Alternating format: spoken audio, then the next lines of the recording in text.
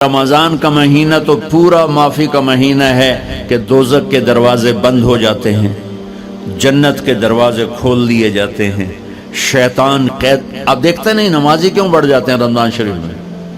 کہ وہ نامراد قید ہو جاتے. تو کسی کو زنجیروں میں باندھو وہ چل تو نہیں سکتا، چھوڑ دو زنجیریں تو چل پڑے گا. تو اللہ تعالی ہم سب کی حفاظت فرمائے. کوئی دعویٰ نہ کرے، لیکن جو تھوڑا سا غفلت میں ہوتا ہے تو ایمان کمزور ہوتا ہے، انہوں تو شیطان بن کے جامع نہیں دینے. جمعے جاواں گے، جمعے کئی جمعہ بھی نہیں پڑھتے، عید تے جاواں گے کوئی عید بھی نہیں پڑھتے. یہیں یہ ایک نگینہ سینما کے مالک نے بیان کروایا تھا اور اس نے بعد میں اس سینما کو گرا دیا. آج کل وہ کینیڈا میں ہوتا ہے. تو وہ سینمے کا جو تھا نا مینیجر، وہ میرے پاس آیا، کہا مولانا آج میں پہلی نماز پڑھی ہے. وہاں ہم نے مغرب کی نماز پڑھی، اس کے بعد بیان ہوا. بیان کے بعد وہ اتنا ہنگامہ ہوا کہ رش بہت تھا، وہاں نماز پڑھی نہیں جا سکے. ہم نے کہنے لگا میں چل رہا تھا میرے ساتھ ساتھ، مولانا آج میں پہلی نماز پڑھی. میں نے کہا کیا مطلب؟ کہا جی یہی کہ آج زندگی دی پہلی نماز پڑھی. ہوگا راؤنڈ اباؤٹ 40-45 سال کا. میں کہا پہلی نماز؟ ہاں جی پہلی نماز. جمعہ پڑھے؟ نہیں کدی نہیں. عید؟ نہیں کدی نہیں. آج پہلی نماز توڑے پیچھے پڑھی ہے. شیطان جب قید ہوتا ہے تو زنجیریں کھل جاتی ہیں تو نمازی بڑھنا شروع ہو جاتے ہیں. اس کے بعد جو گھٹتے ہیں نا تو شیطان کی وجہ سے نہیں، اپنی عادت اور سستی کی وجہ سے. پہلے 2-3 دن بڑا جوش ہوتا ہے، پھر اس کے بعد گھٹتے ادھے کو پھر نکل جاندے ہیں، ادھے رہ جاندے ہیں. تو تراویح میں بھی پہلے پوری مسجد بھرے گی، پھر ایک صف جائے گی، پھر دوسری جائے گی، پھر تیسری جائے گی. تو بھائیو یہ رمضان آ رہا ہے، دیکھو میں ہاتھ جوڑتا ہوں. نماز 5 وقت سارا سال فرض ہے، لیکن روزے کی برکت سے کیا ہوتا ہے؟ شیطان قید ہو جاتا ہے تو وہ سارے بھاگے آ رہے ہوتے ہیں. اللہ سے مانگ لو اس رمضان میں کہ یا اللہ ایسی توفیق دے کہ موت تک نماز نہ چھوٹے. رمضان میں بہت سے لوگ رشوت لینا چھوڑ دیتے ہیں کہ نہیں جی ہن رمضان شریف آ گیا. رمضان شریف بھی تو آیا ہے، لیکن اصل میں شیطان قید ہوا ہے تو اب کہہ رہے نہیں ہن رشوت نہیں لینی، مہینے بعد لواں گے. ڈنڈی مارنے والا کہتا ہے نہیں صحیح تولنا ہے، پھر رمضان تو بعد کٹھی کسر کر لواں گے. وہ کیا وجہ ہے پیچھے؟ ایک تو رمضان کی برکات ہیں، اور ایک شیطان کا قید ہونا ہے، اور ایک جنت کے دروازوں کا کھل جانا، دوزخ کے دروازوں کا بند ہونا، اللہ کے عرش کا پہلے آسمان پہ مستقل ڈیرا ڈال دینا، اور پھر اعلان کرنا ہے کوئی بخشش آنے والا ہے، کوئی معافی مانگنے والا ہے، کوئی توبہ کرنے والا ہے، کوئی جنت مانگنے والا ہے، کوئی دنیا مانگنے والا. آؤ مانگو. اور ایک فرشتہ اعلان کرتا ہے اے بھلائی کے چاہنے والے شاباش آگے بڑھ. اور دوسرا فرشتہ اعلان کرتا ہے اے برائی کے کرنے والے بس کر اور واپس آ جا، بس کر اور واپس آ جا. رمضان کا مطلب ہے جل جانا. رمضان کے لفظ کا مطلب ہے جل جانا. جلنے کا مطلب کیوں ہے اس میں؟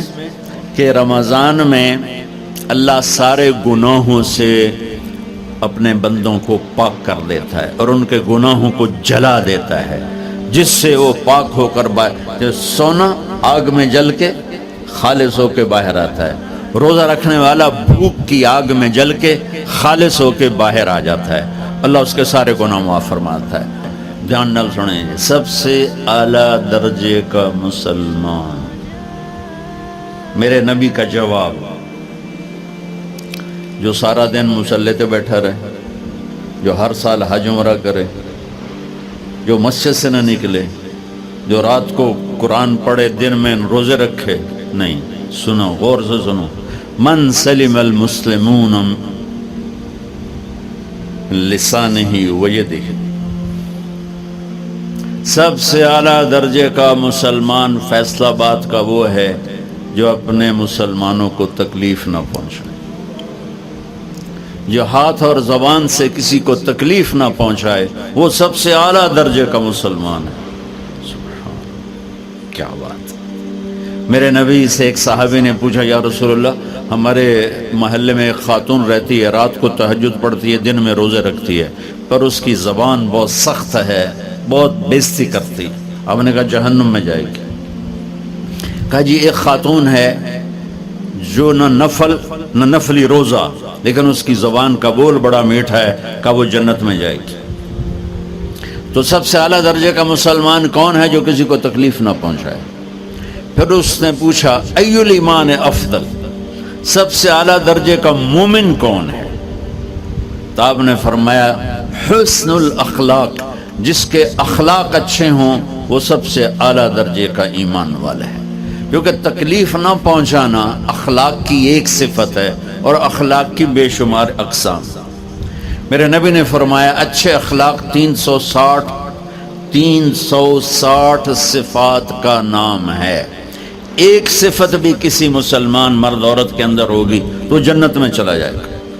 سامنے ابو بکر بیٹھے تھے، کہنے لگے یا رسول اللہ کو میرے اندر بھی ہے؟ تو آپ نے فرمایا تیرے اندر ساری ہے، ساری تیرے اندر ساری۔ تو ابتدا بھی بتا دی، انتہا بھی بتا دی، اور عبادت بھی مسلمان کو اخلاق تک پہنچاتی ہے۔ اب سنو قرآن سے، اللہ تعالیٰ انسان کسے کہتا ہے؟ ایمان والوں کو۔ ان الذین کفروا من اہل الکتاب والمشرکین فی نار جہنم خالدین فیہا اولئک ہم شر البریہ، سب سے بدترین مخلوق وہ ہے جو اللہ کو نہ مانے، جو اللہ کہ دین کو نہ مانے۔ آپ نے کہا وہ سب سے بدترین مخلوق۔ تو لا الہ الا اللہ محمد رسول اللہ ہمیں انسانیت میں داخل کرتا ہے۔ انسان ہے ہی وہ جو لا الہ الا اللہ محمد رسول اللہ کا کلمہ پڑھتا ہو میرے رب کے نزدیک۔ نماز کیا ہے؟ نماز کیا ہے؟ بول بھائی۔ ہاں، میرا اللہ کہتا ہے ان الصلاۃ تنہا، اب آئی نہیں چل رہا،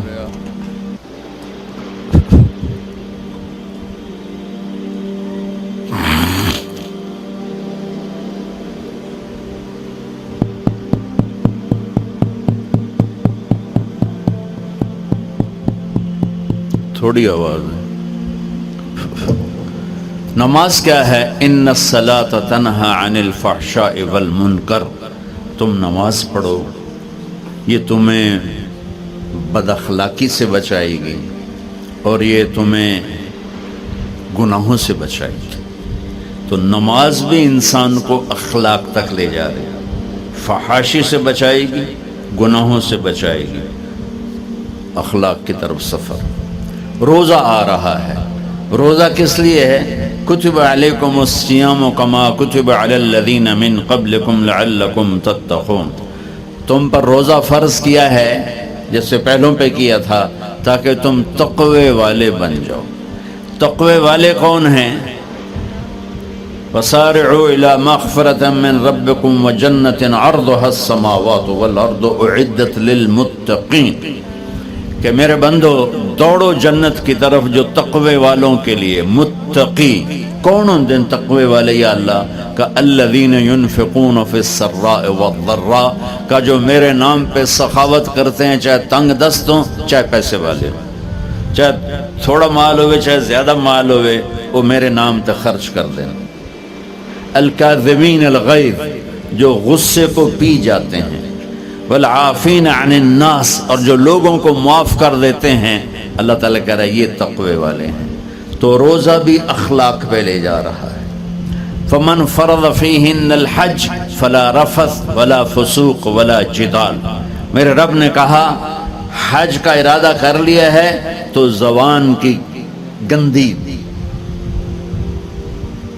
زبان کا گندا لہجہ اور زبان کے گندے بول سے بچو، لڑائی سے بچو، گناہوں سے بچو۔ تو حج بھی میٹھے بول پہ لا رہا ہے، لڑائی سے بچنے پہ لا رہا ہے، نافرمانی سے بچنے پہ لا رہا ہے۔ خذ من اموالہم صدقۃ تطہرہم وتزکیہم بہا وصلی علیہم، میرا رب فرما رہا ہے میرے محبوب ان سے زکوٰۃ لیں اور ان کو پاک کریں اور ان کا تزکیہ کریں، ان کو ایک اچھا انسان بنائیں۔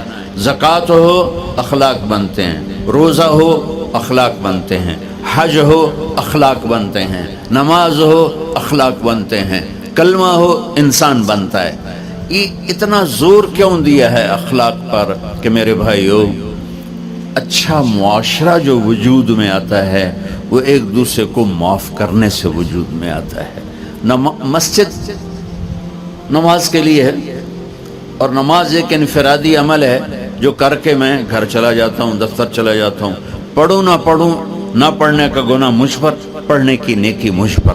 لیکن اگر میرے اخلاق برے ہیں، روزہ میری چیز ہے، رکھوں اجر، نہیں رکھوں پکڑ، زکوٰۃ دے دوں اجر نہ دوں پکڑ، حج کر لوں اجر نہ کروں پکڑ، صرف میری ذات سے کے گرد ہے، نماز بھی، روزہ بھی، حج بھی، زکوٰۃ بھی۔ لیکن برے اخلاق جتنا معاشرے میں میرا اثر ہے وہاں سب تباہی پھیلا دیں گے، اور اچھے اخلاق جتنا معاشرے میں میرا اثر ہے وہاں خوبصورتی کو پھیلا دیں گے۔ عبادت چھپ جاتی ہے، میں نے فجر پڑھی ہے کہ نہیں پڑھی آپ کو پتہ ہے؟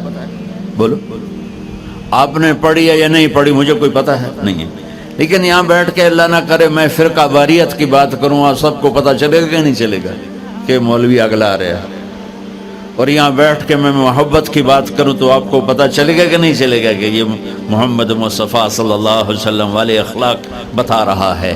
تو اخلاق چھپتے نہیں، برے ہوں یا اچھے ہوں، ظاہر ہوتے ہیں، اور سب سے زیادہ اس آدمی کا خاندان، جس آدمی کو بدتمیزی کی عادت ہے وہ بیوی کے دل کو برباد کر دے گا، ماں باپ کے دل کو برباد کر دے گا، اولاد کو برباد کر دے گا، دوستوں کو، نوکروں کو برباد کر دے گا۔